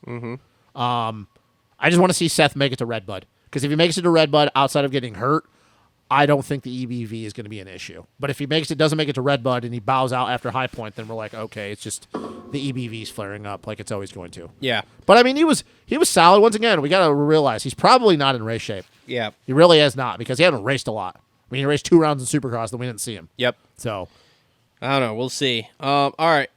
Mosman goes 139 for 8th. that first moto was good. Good for him. First moto was good, but they just did Michael Mosman stuff. So It was hilarious to me when he gets on the fucking podium for the interview and Jason Thomas tells him that I'm one of the guys laughing at you when you said you were going to win 5 or 6 races. And he goes, oh, man, a doubter. You haven't even won. This is your first fucking moto win. What do you mean a doubter? So here's my thing. When he said 4 to 5, did he mean moto wins or overalls? I think he's meant overalls. I think overalls is what he was talking Because I was about about. to say, I was like, well, there's 1 down. Yeah. You only got 3 or 4 more to go. Because Jason even said, you're halfway to your first one here. Yeah. Man, just Michael Mosman doing Michael Mosman things, but it's kind of like with some other people in this class. When he rides like he did in the first moto, Yeah. it's hard to not to go, well, I mean, he just proved he can win, and he won pretty easily after he got in the lead. Yep. Once again, we're talking about another guy, spun 1,000,000 laps at Hangtown. I'm trying to think off the top of my head some of these other tracks that he has some good mojo with, and all I can really come up with is Washougal. And I think he's had some good rides at Bud's. That's it. So I'm trying to think in my mind, like, could he get a couple more moto wins? And I can't think of any tracks that it's like, oh, he's been outstanding there. Yeah. Washougal would be the only other one that I'd be like, oh, maybe if he yanks a Holy. But outside of that, I can't really. No. But it's hard, though. Because it's like, dude, he rode a flawless first moto. He killed yeah. it. Like, his Oh, lap times yeah. were good. He didn't hit the fade. And then second moto, and I don't know, dude. What the fuck? He wadded it something good because What the those fuck were bars his mechanics doing fucked. either? What were his mechanics doing? I don't know. They were just like standing there. I'm like, dude, just can we at least raise the front brake lever? Yeah. No, fine, okay. I don't know. That was a weird situation. I mean, so. yeah. Whatever. All right. Styles Robertson goes 11-7 for 9th. It's kind of just there. Yep. Okay. Romano, he gets good starts. He's got speed too. He's got speed. And I think it's just the if he continues to get these starts and run up front there, it will not be long before we see him on the box. on the box Here's the thing. at the end of the moto. Here's a great thing for him. He's a rookie. He's a rookie. So he's already got those 2 things down. And once again, we all know if the speeds are good and the starts have been good, the other 2 things are a lot easier to work on. I know that people are like, well, cardio is not as hard. Dude, the speed and starts are the 2 hardest things. You already got those. The race cardio. I don't think he's fading because of cardio. I think he's just fading. Well, I think because he's not used. Yeah, it's a lot happening. that's easier to fix Yeah. Oh yeah. by just doing it more. I was gonna say, just do the same thing you've been doing. Exactly. Get up there, and when you get to that point where you're like, this is too much, start slowing down. Which Do what you've been doing. I'm gonna tell you right now, when he gets that going, as good as his speed is, and with his starts being good, Oh yeah. that's scary for a lot of these other dudes in the class. Well, Because yeah, because how long did he run third yesterday? It was a while. well, you got to even think back to that second moto at Paula, how Yeah. long he was in the top 5. Yeah. So it's like, dude, yeah, he was in the top 5 yesterday in that second moto for 20 minutes. Yeah. Yeah, that's not a good thing if he can get that under control because, like I said, he's got the speed and the starts down. So all you got to do is fix that, just being able to do it for 35 minutes. Yeah, man, he's going to be somebody to worry about at the end of this series. Oh yeah. So, and that's cool, though, because I like Nick Romano. Yeah. Kind of the same thing. Kind of the same thing with Kitchen. Yeah. Like, boys, if you can just get off the line, but Romano, it's not the line. Okay, you're going to work on that. Kitchen, get off the line. Guys, holy shit. You can get on the box. Yep. So, All right, let's move on here. We're going to jump around. Romano was 10th with a 10-9, by the way. Okay. So we'll jump around a little bit here. Nate Thrasher, 14-14 for 13. fucking, dude, what is up with this team? Fucking starts again. That's your boy right there. I like Nate, but good God, his starts. That's your boy. His starts are fucking atrocious. Please tell me how good Thrasher is again. He is good, dude. Please tell me how good he is. Oh my god. He's good at 14-14 for 13th. That's That happens good. when you're coming from fucking 35th. That's good. Hey man, when you're coming from 35th, that's what happens. Great. Would be great if it wasn't somebody on a star bike. Wow, that whole star team outside of Cooper right now is up and down. True. All right, LeBlanc goes 18-12 for 14. Whatever, he's just, Well, this was his spinning last. laps, yeah. Swole 9 DNS for 15th. Whatever. Okay. Whatever. I don't know what was wrong. I don't think he crashed that second moto. I think he just pulled off. I think something was wrong with his shoulder. Yeah, probably. The way he was looking, I thought something was wrong with his shoulder. Pierce Brown, Still think he's going to get a moto win? 39-10 for 16th. If Mosman got one, Brown can get one. Okay. All right. Okay. It's that's not good. That's not good at all. Here's another good one. RJ Hampshire, 16 DNS for 21st. Dude, he had that crash going down that cambered straightaway was like the weirdest thing.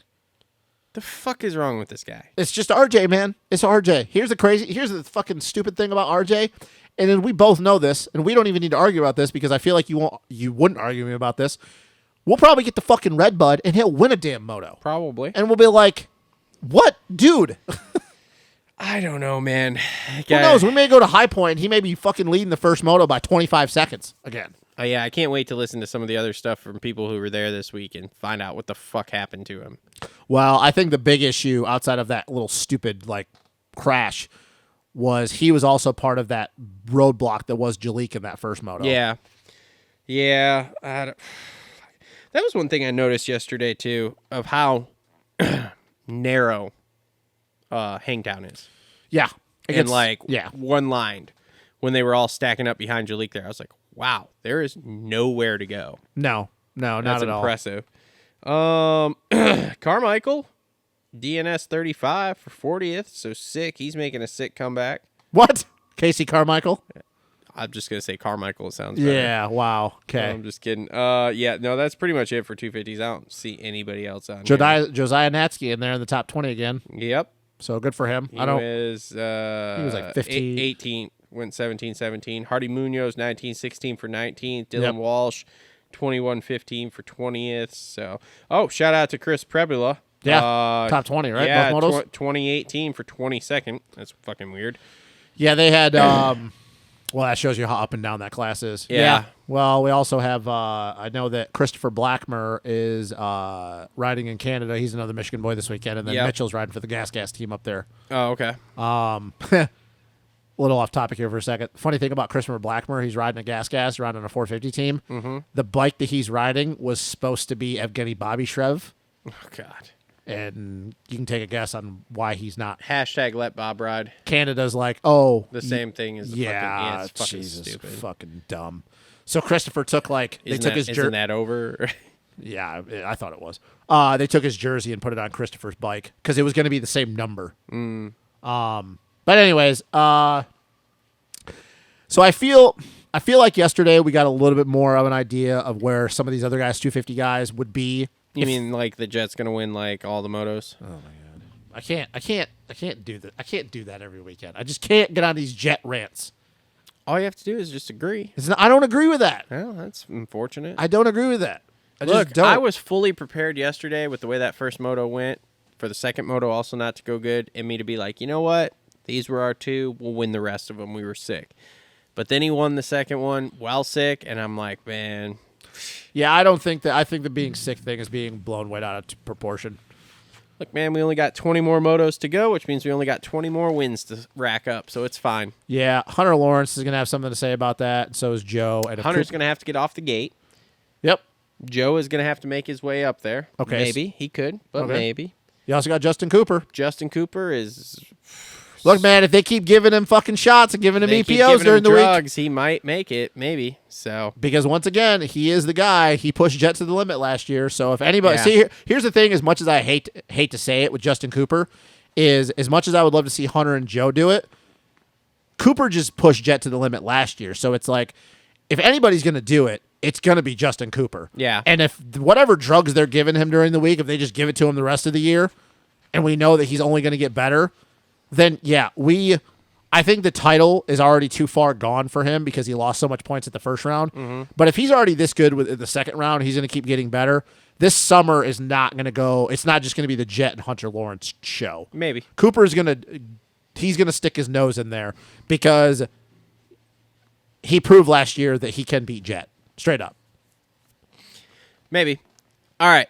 Anything else that you want to talk about in the industry? I know there were a couple teams for World Supercross that were announced, but I'm not going to do this drip thing like they're doing. We'll wait till they announce all 10 teams and then talk about it some more.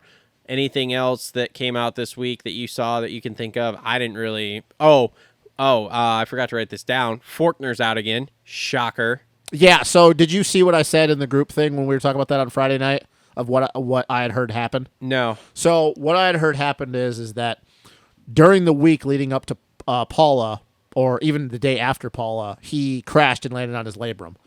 And then he crashed again at Paula. Yep. And everybody thinks he landed on the same labrum.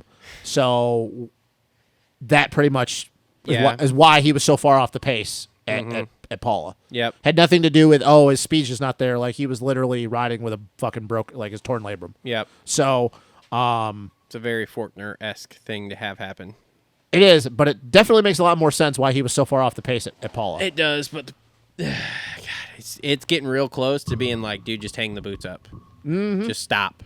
It's kind of how I feel with AC. Well, you can still go. Just stop. That's how I feel with AC, man. He's in the AC and Faulkner. He's in that same boat. And how crazy is it to think that you have two of the most highly touted amateur guys? Oh yeah, that rode for the same team.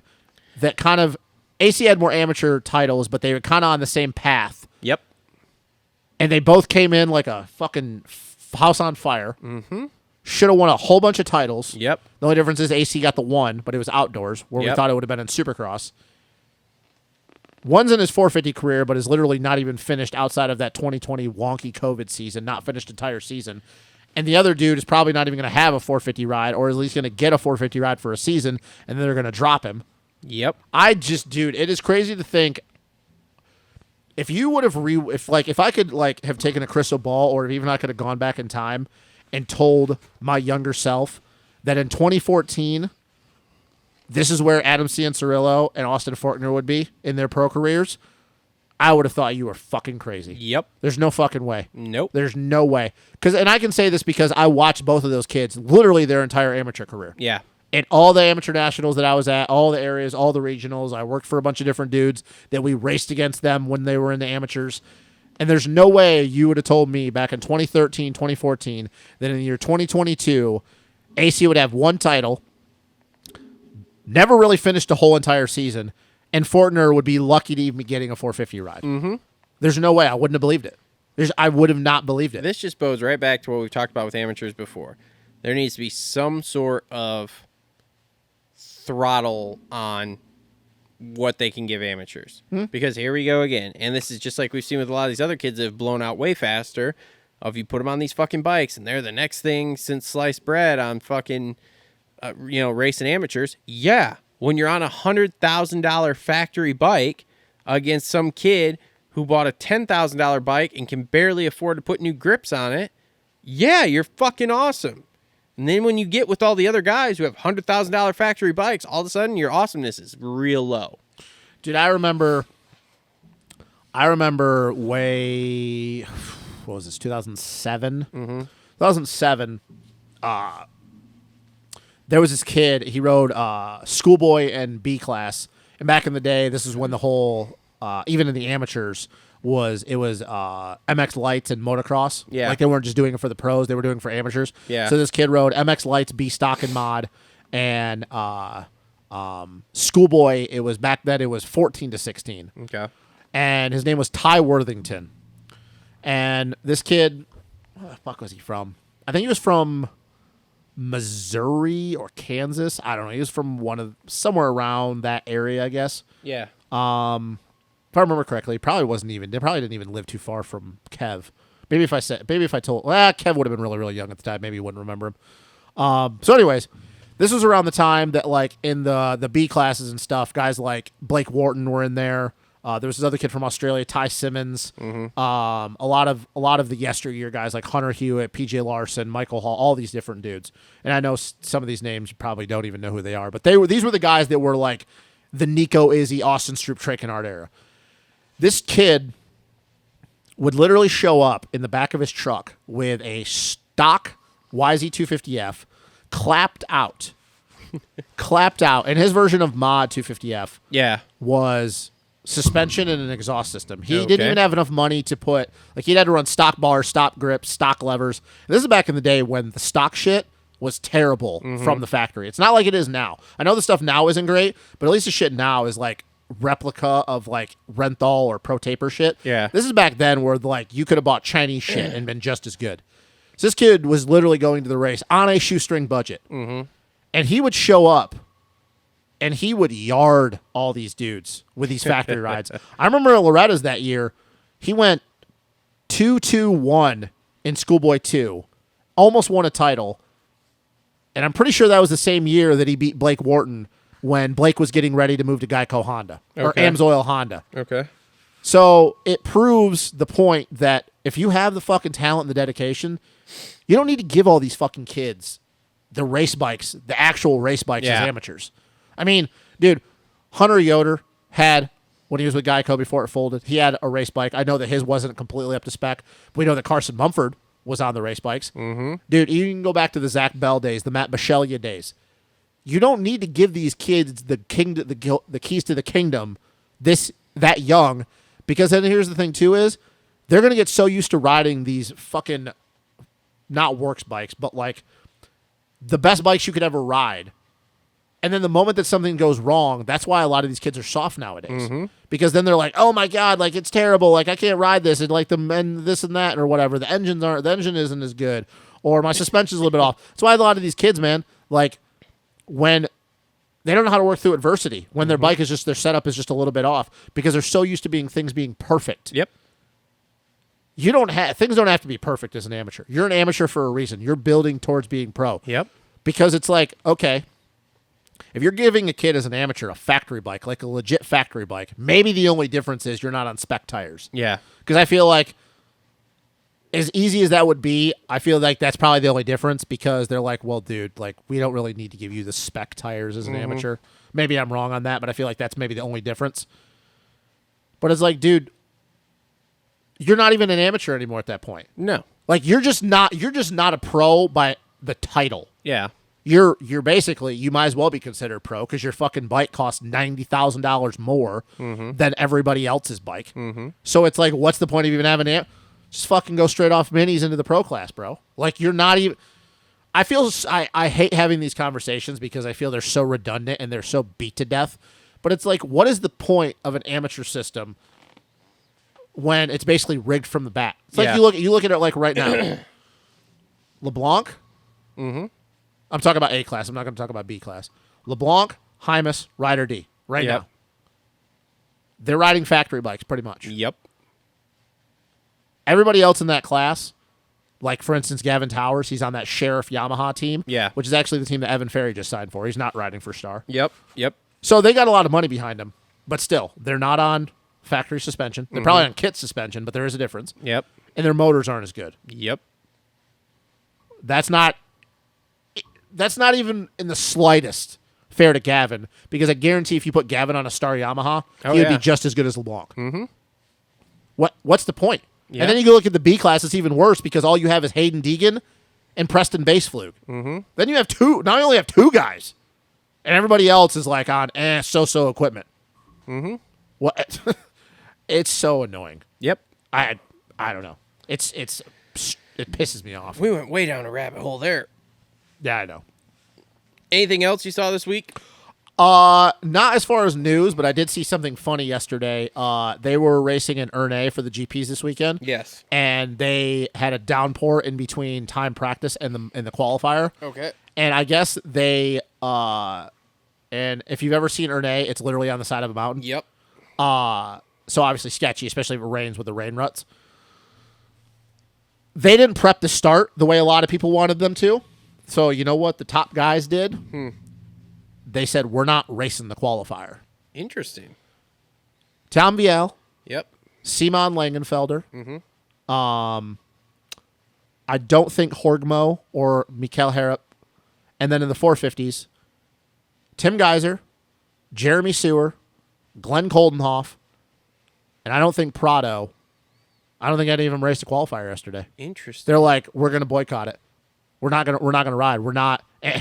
And you know what? Yago Gerrits got lucky because he actually went down on the start because of it, and he almost hurt himself because he elected to ride it. The only factory dude, like legit factory dude that I know of that rode in the 450 class was Maxim Renault, and he didn't even win. So it's like they all boycotted it. They're like, we're not riding the qualifier. Like, fuck you guys. You're not listening to us. We're not going to ride it. I guess Jeremy Sewer was the one who went to one of the officials, and he goes, are you guys going to fix some of our concerns? No. Well, then we're not riding it. And he goes, who's we? He goes, like everybody. So, not industry news, but I saw that yesterday, and I'm like, wow. That's I'm like, I interest- wonder it's what would interesting. I'm like, I wonder what would happen now today. I know how the first motos went. I don't know about the second motos. I'm going to watch those later. But it didn't rain. They got out there, worked the track. It makes me wonder what would happen if we had a situation like that here over in the States. If, like, now granted, it was a qualifier, so it's a lot different, but Yeah. still, like, that's kind of unheard of these days. I wonder if what would happen if the track was so bad if somebody like Eli and Chase and Anderson just went up to the officials and goes, we're not racing. You guys aren't listening to us. Well, in all fairness, Eli went to AMA at Atlanta there and gave an earful about that big-ass triple, and look what all of a sudden happened. That's true. We no longer had a big-ass triple. That is true. Yeah, it's a very interesting thing. I know that it's not crazy, but it does make me wonder what would happen if we ever had a situation where guys would go, we're not racing because you're not listening to us. Yep. Wonder how that would go. It's interesting. All right, Thunder Valley picks. Winners. 450s. Yeah, fuck it. I think Eli's going to win it. Okay. I think Eli's going to win it. Because might be the last time they ever see him ride Thunder Valley. Could be. Yep. So I think he's going to want to go out and prove a point. I don't think he's going to do this annihilation. That's not what I'm saying. I think Ando and Chase are going to be right on his ass. But I think he gets the overall. And I think 250s is going to be a very up and down weekend again. But I will say Hunter gets the overall. I think we're going to have a crazy four-way battle between Jet, Hunter, Joe, and Cooper. But I think Hunter... I think this track owes him one because he's been really close and he's had some shit go on. And I think that he's just going to be like, he's finally going to nail a start, and I think he's going to go out and win. I don't know. I'm not going to say he's going to 1-1, but I think we're going to get the four-way battle that we really want. I think it's going to be between those four. I think that those four are going to kind of separate themselves from everybody, and we're going to find out what they got. Interesting. Okay. So yeah, I'll go Eli and Hunter, but I don't think they win both motos, but I think they get the overalls. All right. Well, I won't argue the 450. I think Eli too, and I think Jet's going to win. Okay. 1-1. No. 1-1. No. Yep. Not gonna happen. We're going to win the next 20, bro. Yeah, whatever. Look, to make my call, we got to at least win 17 out of the next 20 because we won 3 so far. Yeah. So, yeah, 1-1.